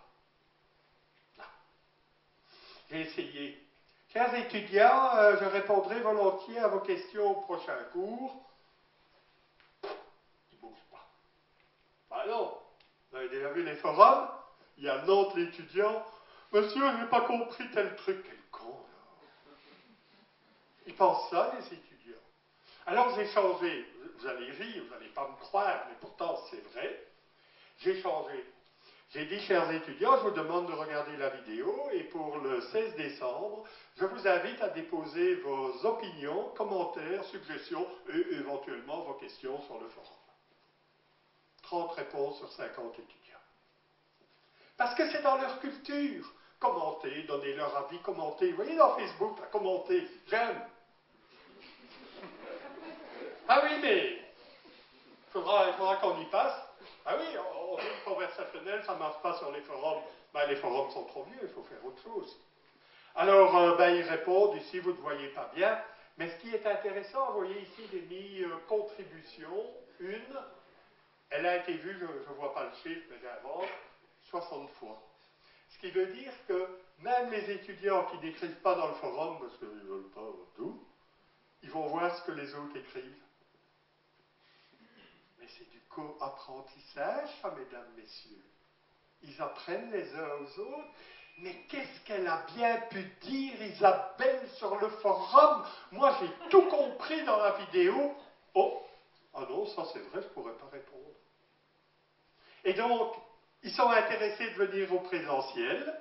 Alors moi, ici, désolé, vous ne voyez pas bien, mais c'est une carte conceptuelle. Je lis très rapidement les forums et je fais une carte conceptuelle, par exemple, motivation. Isabelle dit que, Stéphane dit que, Jean-Luc, je nomme les arcs de ma carte conceptuelle par le prénom des étudiants. Et à mon cours, ça se passe comme ça. Tiens, Isabelle, tu as parlé, tu as parlé de la motivation et de la fracture numérique, tu peux un peu expliquer ça? Ah oui, d'accord, pas mal. Tiens, Stéphane, tu as écrit en dessous du post d'Isabelle, je suis d'accord. Qu'est-ce que tu veux dire avec je suis d'accord? J'organise le débat.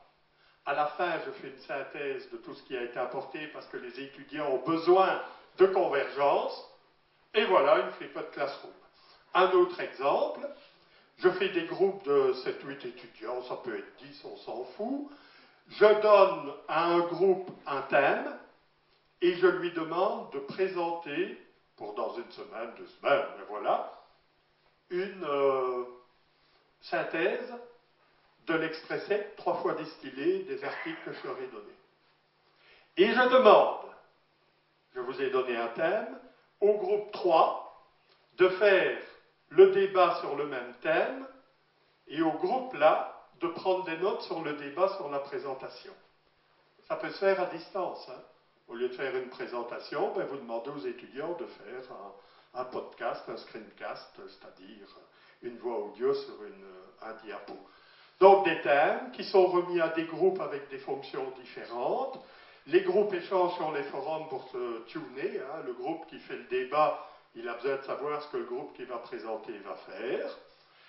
Il y a une présentation, il y a un débat organisé par les étudiants, et hop, deuxième exemple de classe inversée, tout à fait possible à faire, dans des dispositifs hybrides qui mélangent présence-distance ou dans des dispositifs à distance.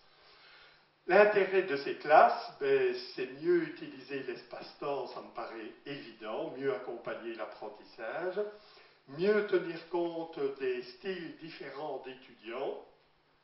Dans un amphi, j'intéresse surtout le style auditif conceptuel. Là, je peux utiliser des styles d'étudiants qui vont travailler la surface, la profondeur, la synthèse, qui vont travailler par des images, qui vont travailler par du son, par du texte, etc. Oui, mettre Bloom sur sa tête. Vous connaissez la taxonomie de Bloom? Oh mon Dieu, j'aurais dû vous la présenter. Alors, la taxonomie de Bloom, figurez-vous, dans les textes européens de 2010 qui nous parlent des learning outcomes, on cite la taxonomie de Bloom qui date de 1956. Ben oui, c'est bien. Alors la taxonomie de Bloom, elle est facile, et vous allez voir, vous allez rentrer facilement dedans. Bloom nous dit que dans l'appropriation des connaissances, on ne parle pas ici des savoir-être, des attitudes, des comportements, on parle du cognitif. Le niveau d'en bas, c'est acquérir des connaissances. Acquérir des connaissances. Le niveau suivant, c'est comprendre. Ah oui, moi je peux très bien acquérir une connaissance, vous me dites une phrase en chinois, je la répète 4 fois, j'ai acquis une connaissance, je sais dire bonjour, où se trouve la station de bus. Voilà. Comprendre, appliquer, analyser, synthétiser, évaluer, critiquer. Et on voit une sorte de pyramide. Et cette pyramide, elle est très profonde en nous. Combien de fois les enseignants me disent « Mais, monsieur Lebrun, comment pourrait-on faire du problème alors que les étudiants ne connaissent pas encore ?» Autrement dit, il faut donner la théorie avant de pouvoir faire de l'analyse, etc. Ça va de soi, n'est-ce pas? Eh bien, moi, je prétends que Bloom, on peut le mettre sur sa tête. Et c'est le sens des apprentissages par problème.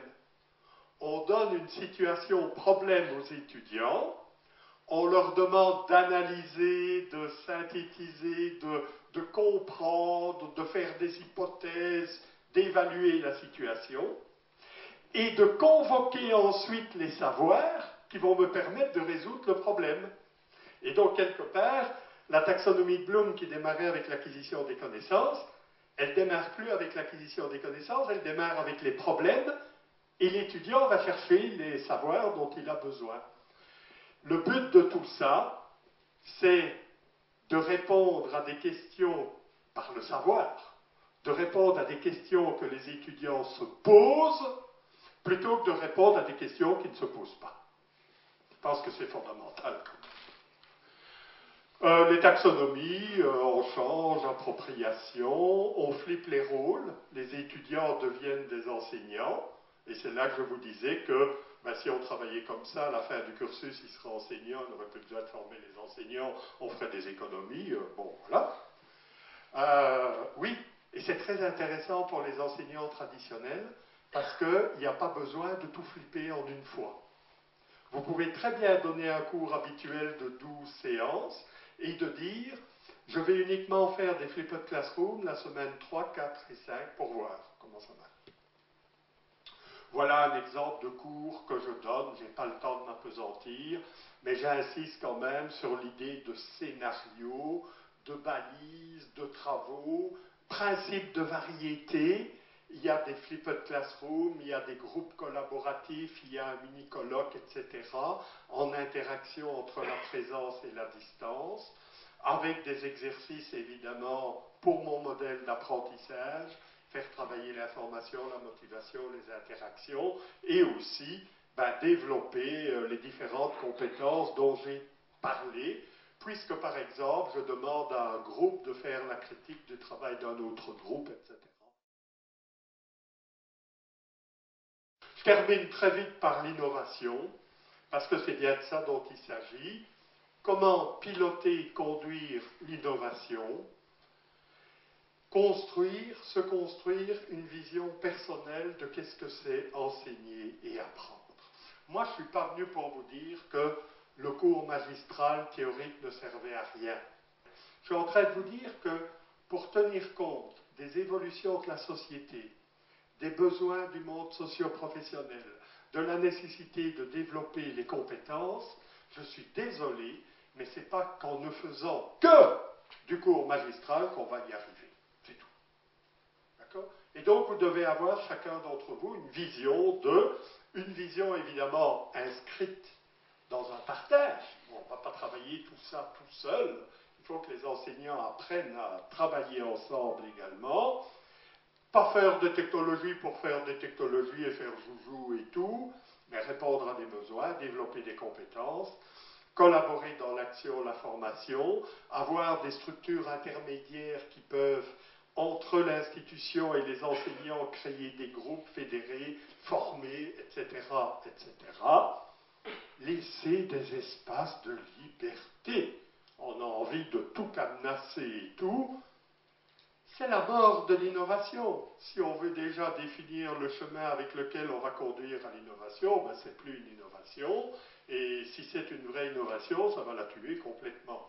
Donc, vous savez, mon propos, là, il a l'air un peu, parfois, un petit peu révolutionnaire, là, quand je vous dis la démocratie. Ben, non, non, je veux dire, il faut réfléchir à tout ça. Mais je veux dire surtout, des espaces de liberté balisés, ça me paraît très important, et tenir compte des freins et des contraintes. Innovation est un voyage, je vous y convie. Il faudra quitter les grandes routes, aller dans les petits chemins, découvrir des endroits, faire fausse route aussi. Vous voyez la métaphore de la carte, du voyage qui revient, en sachant qu'on ne va pas imposer le changement, c'est pas la peine. Chez nous, les autorités tapent sur la table en disant « je veux qu'on développe ». Les enseignants disent, vous savez, quand ma porte sont fermées, mon cours, etc., il n'y a rien de pire comme corporation. Le changement, on ne peut pas tout planifier, sinon ben, à la fois c'est pas drôle et un voyage c'est pas qu'un programme. On ne réalise pas un voyage seul, il faut que les enseignants travaillent ensemble. Les compétences sont par essence en se plongeant dans des contextes de nature multidisciplinaire, donc il faut de plus en plus travailler ensemble. Et c'est pas parce qu'on a fait un changement de telle façon à l'école centrale de Lyon qu'on peut le reprendre comme ça ailleurs. Il y a trop de variables contextuelles qui font que le transfert, en tout cas, n'est pas immédiat. Et bien voilà, j'ai fait un petit voyage avec vous, là, c'est la fin. Oh, bah, j'écris quelques bouquins quand j'ai le temps pendant les voyages, donc les voilà, vous trouverez tout ça, avec des bouquins très concrets sur comment construire un dispositif, des bouquins plus fondamentaux, théorie et méthode, et aussi des bouquins dédicacés à l'e-learning. Pas mal de recherches, dont une recherche, j'ai parlé de ça hier au Coloctis, vous pouvez taper simplement iSup, c'est une recherche assez costaud sur les dispositifs hybrides. C'est accessible, vous pouvez le télécharger. Le temps de conclure, et pratiquement, ceux qui m'ont sans doute vu sur Internet savent déjà avec quoi je vais terminer, parce que chaque fois je veux lui donner la parole, parce que je trouve que c'est un propos intéressant. Alors, oui, non, c'est pas Steve Jobs. Steve Jobs, c'est l'inventeur des tablettes. Mais j'ai trouvé intéressant d'avoir une sorte d'image, dialogue entre les technologies et la pédagogie. Et j'ai donc demandé... Eh bien, mesdames, messieurs, je voudrais conclure cette conférence par un mot catastrophique. Catastrophique. Les nouvelles technologies nous ont condamnés à devenir intelligents. Nous ont devenu intelligents, c'est-à-dire comme nous avons le savoir devant nous, comme nous avons l'imagination devant nous, etc. Mais oui, nous sommes condamnés à devenir inventifs, à devenir intelligents, c'est-à-dire devenir transparents. C'est-à-dire nous sommes à distance du savoir, à distance d'imagination, à distance de cognition en général, et il ne nous reste exactement que l'inventivité. C'est à la fois une nouvelle catastrophique pour les grognons, mais c'est une nouvelle enthousiasmante pour les nouvelles générations, c'est-à-dire que décidément aujourd'hui, le travail intellectuel est obligé d'être un travail intelligent et non pas un travail répétitif comme il a été jusqu'à maintenant. Je vous remercie. Merci pour votre attention.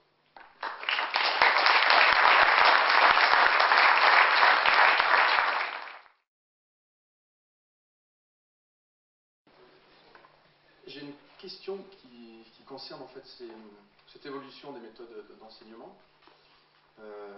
Quand je regarde travailler mon fils, oui, partiellement, il travaille avec ces méthodes-là, et je me pose la question pour des organisations professionnelles très structurées comme les nôtres, notamment ceux qui portent les uniformes, comment on va prendre le tournant? C'est-à-dire entre le trop d'espace de liberté et le message que doivent faire passer les hiérarchies ou un corps constitué. Je pense qu'il y a un vrai enjeu là-dessus, mais on n'est peut-être pas tout à fait préparé à cela. D'autant plus que ceux qui arrivent maintenant sont des jeunes qui vivent là-dedans. Je n'ai pas les solutions à tout, mais je pense qu'une des pistes, c'est ce que je vous ai dit avec des espaces ouverts, mais balisés. Je pense que ce que j'ai dit là, bon, c'est vrai, emporté dans le discours, on avait dit les étudiants vont apprendre par eux-mêmes, etc. On va construire une nouvelle société avec des gens autonomes et tout. Ben, c'est un peu antagoniste. Une société, c'est quand même un corps, quelque part, qui se donne aussi des règles, etc. Et je pense qu'on dit vite, trop vite. Facebook ou Twitter, je ne mets pas ici de valeur, je vais voir sur Facebook, je vais être un peu attentif à ce qui se passe, mais on dit Facebook est un réseau social. Ben, c'est faux. Un outil ne peut pas être social quel qu'il soit. Et donc Facebook n'est pas un outil social. C'est un outil à socialiser et un outil à nous socialiser. Autrement dit, les règles, si vous voulez, de vie, de commentaires, d'échanges, de savoir-être, d'habitudes, de comportement, etc., elles sont encore à créer sur ces outils-là. Quand on voit, mais pour l'instant, excusez-moi le mot, mais c'est le bordel total, quoi. Il y a de tout. Moi, je suis abonné même avec des gens, je croyais des gens très sérieux, et ils m'envoient des photos avec leur bière et leurs trucs. On se dit, ouais, attendez, il y a le mélange de genres, alors peut-être que le mélange de genres est une bonne chose. Donc, je pense que, curieusement, l'enseignement en ligne n'est pas de la nature numérique que je viens de décrire. C'est un enseignement qui est normé, qui est balisé, par lequel il y a des échéances, etc. Et donc, je pense que, dans le meilleur des mondes, c'est l'hybridation. Ça, nous y allons de toute façon. C'est pas être le prêtre de l'Apocalypse ou des choses comme ça, mais nous y allons. Donc, des formes hybrides, des espaces ouverts balisés, des questions de normes. Vous avez dit, je crois vous-même, si j'ai bien compris, ben, ceux qui portent l'uniforme. Je pense que quelque part dans la société, ben, on est conduit à des règles.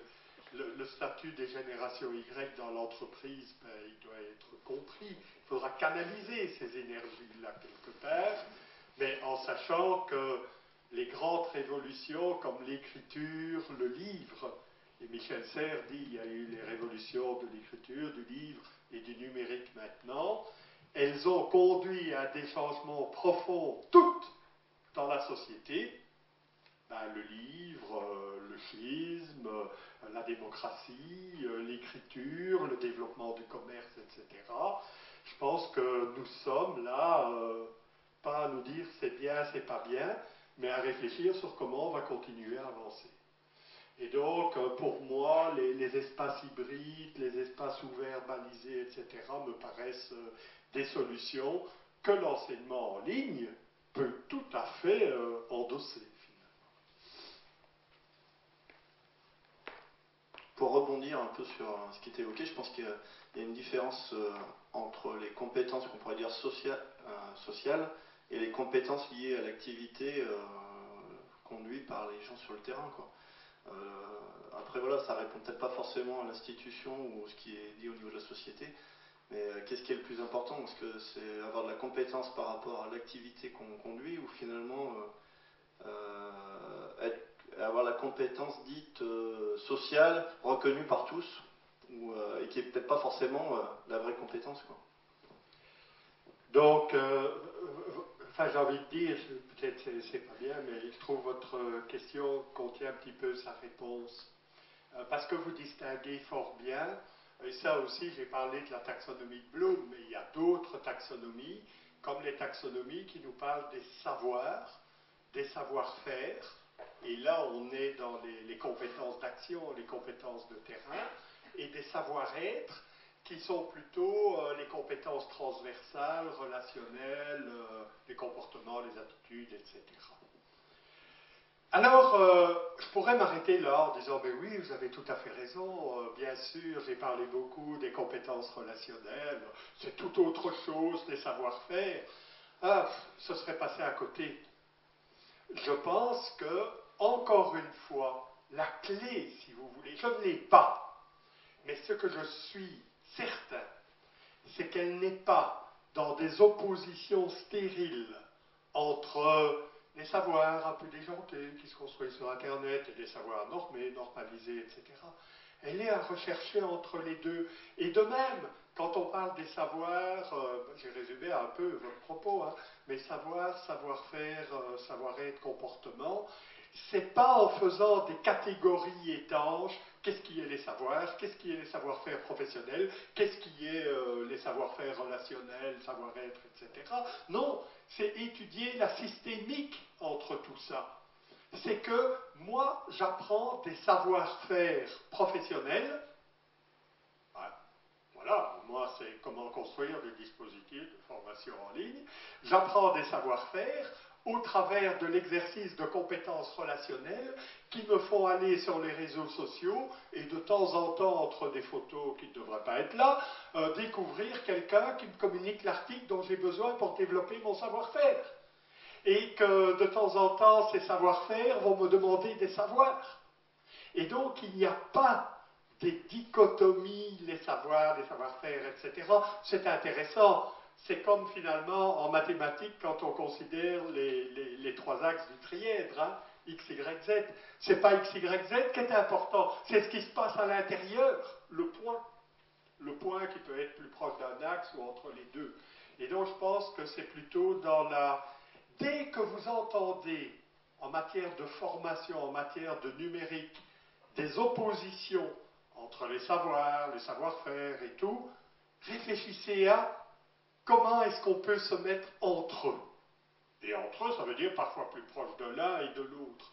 On n'y arrivera pas avec des saucissonnages. À l'heure actuelle, le numérique qui porte les savoirs, il peut être outil d'exercice et de compréhension de savoir-faire, et il nécessite des savoir-être. Qu'est-ce que vous voulez? Et donc voilà un petit peu la réponse. Donc je confirme ce que vous dites, la différence qu'il y a entre les registres de savoir, mais en vous disant aussi que c'est dans l'interaction entre ceux-ci qu'on fera émerger des solutions que nous n'avons pas encore. D'autres questions?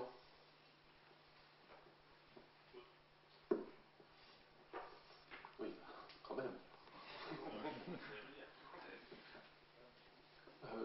Donc dans l'approche des compétences, il y a une partie qu'on a peu abordée, c'est l'expérience. Puisque on a une compétence, une des facettes, c'est aussi l'expérience qui va permettre de capitaliser. Et comment mettre en valeur et avec le numérique, votre point de vue? Disons, je pense que le numérique n'est pas un problème, c'est la solution.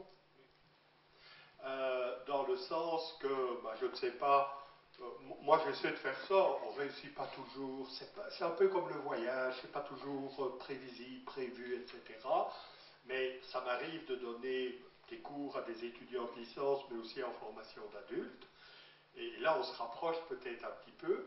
Et j'ai là-dedans des personnes qui viennent faire des diplômes complémentaires, mais qui ont toute une vie d'expérience, de travail, etc. L'idée du formateur, c'est quand même de connaître un peu ses étudiants et au travers du numérique ou en présentiel d'ailleurs, de demander à cette personne qui a une expérience de faire une lecture via son expérience de ce que le professeur vient de dire, ou de faire un petit podcast, ou d'écrire un petit texte qu'il va soumettre à son groupe. Et donc le numérique, il permet la dissémination, la diffusion, la communication, la collaboration, la création, et d'utiliser l'expérience. Par rapport à mon modèle pédagogique, c'est clair que je mets ça dans les ressources à part entière, les ressources dont le formateur va disposer pour construire avec les autres les compétences. Donc, je trouve que quand on parle à l'heure actuelle des compétences, c'est quand même un mot très socio-professionnel. Quand on parle de la VAE, la valorisation, on est dedans, des acquis de l'expérience. Ah mon Dieu, qu'est-ce que j'adore avoir un de mes étudiants qui vient, là, qui prend ma place et qui redit un peu ce que j'ai dit avec le mélange, avec son expérience, etc. C'est d'une richesse pour tous les autres fabuleuse, quoi. Donc oui, les étudiants savent des choses, il faut essayer de les épingler, d'arriver à les faire communiquer, mais pas toujours évident, de faire... Il faut voir comment ils rayonnent alors, hein, parce que venir comme ça et dire mais viens un peu raconter, là ton expérience, tu m'en as parlé à la pause et tout, waouh, mais ça donne à l'apprentissage des ailes, quoi, c'est bien. Donc voilà, le numérique n'est certainement pas un problème à ça, il facilite au contraire ce partage d'expérience et cette mise en relief par l'expérience. Je crois que c'est encore plus important de le dire.